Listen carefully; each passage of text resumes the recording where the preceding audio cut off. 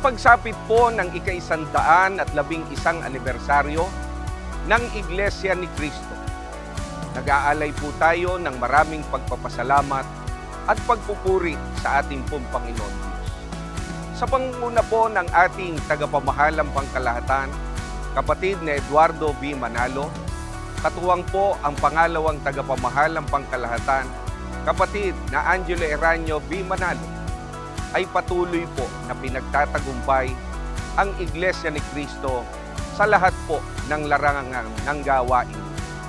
Ang dalangin po natin sa ating Panginoon Diyos ay patuloy po niyang igawan ang kanyang mga pagpapala, hindi lamang po sa taong ito, kundi sa hinaharapang mga panahon ng Iglesia ni Cristo.